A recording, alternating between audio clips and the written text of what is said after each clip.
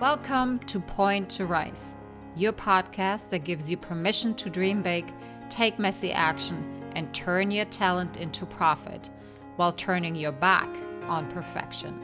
My name is Susanne Purcell, high performance and mindset coach, former international ballerina, profitable entrepreneur, and founder of Point to Rise, a movement designed to empower dancers. It is my mission to use my own story as an inspiration for today's generation of dancers. And now sit back, stretch, warm up, or sip your coffee and love learning how much it matters to point at yourself first to rise to all that you are capable of. Thank you, Beth. And we're back. Welcome to another episode of the Point to Rise podcast, Rising 360. Did I get that right? Is it? You did. Yes. I'm so excited to be here with Gina, one of my favorite people in the whole wide world. We are going to talk. Oh, look, I'm not even listening. What did you say? I'm sorry. I said right back at you. Oh, thank you. Received.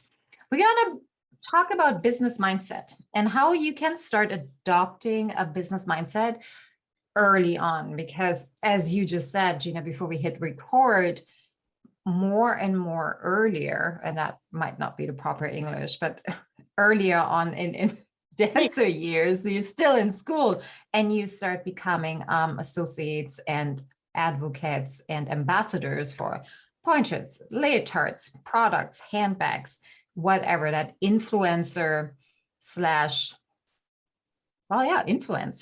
kind of mark is hanging up there, dangling, calling us all in. However, there are certain tools that you can use so you stay on top of and don't become a product of yet another industry. That was really blunt. But let's start with a quote. Yes. So am I quoting you here? Well, one of them is my quote. The other one isn't. So here's our first quote. You can only grow your business as far as you are willing to grow personally. That's Jim Rohn. Yeah. Okay. And then, so this one is from Miss Susanne. If you are not getting rejected, you are not growing. Right? Yeah. So yeah, didn't like it either, but it's the truth, isn't it? Yeah. What do we take away as dancers from rejection that helps us to grow? Can we, in order to get there, first of all, how does it make us feel when we get rejected, right? Yes, that's a better starting spot. I mean, for me, it always was, I'm not good enough. I'm not worthy. I'm never going to make it. Everybody hates me. That was my narrative. How about you? Yeah, I think if I got rejected in the dance world, it felt like a rejection of myself, of me as a person. It felt like my identity as a dancer was so wrapped up in the way that I was in the dance world that they were so linked that they weren't separate. And so a rejection was a real wound to my soul. Wow. A real wound to your soul. That's harsh, right? When we really think about that. Okay. So, and believe me, I am not there yet either myself, 100% all the time. Like being rejected still hurts. And it is on us what kind of a belief we're choosing. Is the rejection really telling you that you are not enough, that you don't belong there? Or does it tell you, hey, this isn't for you right now, not yet, not now, because either there's something else I need you to learn first, or this isn't good enough for you. I have something better for you. And it really, truly always lays in that perspective and in our ability to catch our subconscious thoughts that are coming in automatically. Like we can't control them. How we can gain back control is how we react to them and how we can rewrite them. So when we're identifying ourselves so much with our occupation, right? And been there, done that many, many times, many, many years, then it is gaining the tools and the awareness what that can actually do to us. Mm. So let's dive into business mindset and what that means. So for me, a business mindset equals a growth mindset, meaning seeing opportunities, seeing solutions versus problems and dead end streets, taking things in your own hands, wanting to learn, not taking no for an answer, pivoting, having control and being in power, and not power, not as in I'm going to rule the world and I'm going to put myself on top and I'm going to make all of you else suffer, but being in your own power to empower others to live their very best life. And by the way, that's possible even as a performing artist, as a dancer. Even if you're 16, you're still capable of living your best life as the version that you're in at this very moment, right? Question, business mindset. I mean, what does that mean to you? So to me, when I think of a dancer developing a business mindset, I think of a dancer who carries themselves professionally, who understands the workings of the studio or the company they're in, understands their spot within that structure, and carries themselves with professionalism with an eye toward, advancement at some point. So when I think of business mindset, I think of a way that you carry yourself, a certain intelligence that you have about your space in the dance world and the potential that you have an eye toward advancing that potential. Interesting. I think we should talk about professionalism and what that means, really, because there are many different definitions out there. Thank you for sharing that. So while you were talking, there was something else coming up for me. When you said, knowing your workings within the ballet world or in the company, for me, it also means that knowing what else is going on, what's actually influencing the stability of your company, what's influencing, I don't know, the people that are coming in, or the economy that you're in, or what's influencing your decisions. Like all of you being a dancer doesn't only mean you standing in first position and looking gorgeous. It means so many other things. And the emphasis is, of course, the training in the studio, but there is so much more to learn, even as a human being, that you can, as a dancer, really tap into to become even better than you are today. And I think that we're forgetting that, we're seeing in the arts that business is seen as something, nah, that's not us. It's going to hinder us. It has such boundaries and structure we cannot create in business. And that is not true anymore. For me personally. Agreed. And now in the age of Zoom, and a lot of dancers eventually become teachers that teach online, that offer their different various services online. Like you said, developing a growth mindset, a business mindset as a younger dancer can only serve you now and in the future, to understand how to own your strengths, how to package them in a professional manner, and how to seek opportunities to serve others, and then also to get something in return. Whether it's, you're looking for promotion within the company, or you're looking to make money on your talents that you're putting out into the world, you've got an eye, you've got a mindset where you're looking for those opportunities.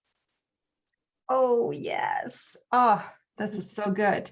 You know, who said it? I think it's Simon Sinek. He is one of the best leadership mentors, I would say. He said something, he gave an example about he was at the New York Marathon and there was a stand of bagels. And with his friend, they went there and Simon was so excited to get a free bagel. Okay. And he's like, man, we're going to get a free bagel. And her friend's like, oh, line's too long. Mm-mm. And Simon's like, no, free bagel. Let's do it. Mm-mm, line too long. And it's that mindset. So we're either looking at the opportunity and the solution and the joy that we're finding over at the other end, and we don't mind doing all the hard things in between, or we're looking at the, oh, I have to do all of these hard things in order to get my free bagel. I have to stand in line. No, I don't do that. And not being able to change that perspective. And I think that's sometimes what's holding us back as dancers to, oh, what do you mean? I could be on a podcast and establish a brand for myself or help others in becoming better. But I would have to go in and learn things about me that are really uncomfortable. No, I don't want to do that. Does that make sense? Like it's this understanding that you're running your own business, like you're consistently responsible for upgrading.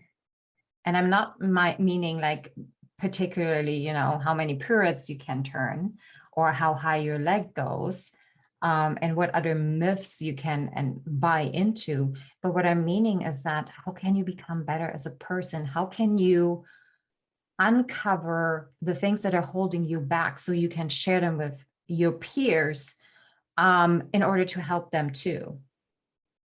Yes, 1,000 times yes to all of that. I think when you were saying that, an example came up for me.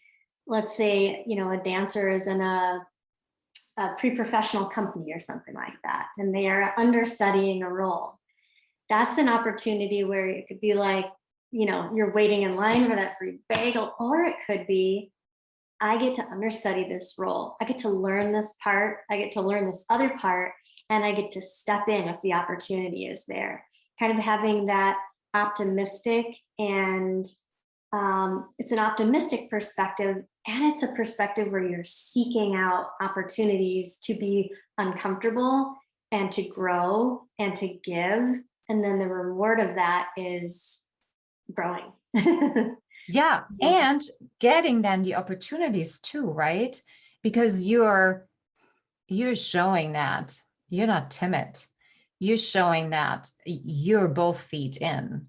You're showing that I'm not talking about the hard work. I mean, every dancer, I don't think I have ever met a dancer in my life that said, nah, it's too much for me. I'm gonna go home and sleep. Never, ever happened to me. So that's not even on the table that we can say, you know, you gotta work harder. But what I think is that when we're putting on the lens and looking for opportunities, that's what's going to come back to us versus, no, I can't do this. I'm not good enough. I'm never going to dance it. Why am I actually here? I don't deserve that. And all of that will create exactly that reality. So it's changing that narrative as well and looking through your lenses, the beautiful pink ones, that, yeah, the bagels are for free. Go get them yourself. You just have to stand in line for a little longer, darling. And that's all there is really. Yeah. So business mindset. Mm-hmm. Yes. Excellent. And I love the tie-in to growth mindset. Yeah. Yeah. Really So, and I know we don't have that much time today, but what I really want to emphasize on is that the more and more I'm actually digging into how arts organizations work and what like their day-to-day looks like and how we're, you know, trying to be productive. And when I compare that with like really high efficient entrepreneurs or businesses, even, there's a large gap, a large one. And I believe strongly that when we would have the courage to actually look at it, at arts organizations, even schools, even you at yourself as the trainee in the studio, as a business, meaning what's my investment? What do I get as a return from it? How, what other areas am I choosing to invest in to my business so I can grow and create opportunities for me that I then later on can step into? What's my bottom line? Am I breaking even? And I'm talking not necessarily about money, but energy. And like, are you always running on empty? Like, there's so many parallels that we can really draw. And I think we're missing out. No, I don't think. I know we're missing out on so much opportunity. And the dancers of today, the aspiring dancers, you, our listeners, you are the arts organization leaders of tomorrow. So you take what you've learned from growing this type of business mindset, this growth mindset, and it grows with you, and you become the new leaders of tomorrow who can just alter the dance world for the better. I'm dropping my mic. Thank you. There is nothing else to say today. Thank you, Gina, for summing our episode up so beautifully today. Guys, thanks for tuning in today. We are sending you so much love. What we would really appreciate, what we would encourage you to do is to take your favorite takeaway from this episode, put it on your IG stories. We can't wait to see what you've learned or what you even disagree with. Want to know that too, and tag us in your stories. We're sending you so much love. Mwah. Bye, guys. Bye, dancers. Thank you so much for listening. If this message resonates with you, please pass it on to someone who needs to hear this right now. And if you like what you've heard, your feedback will go a very long way. If you just take 30 seconds and leave me a 5-star review, that would mean the world to me. Till next time, point at yourself to rise to all that you are capable of.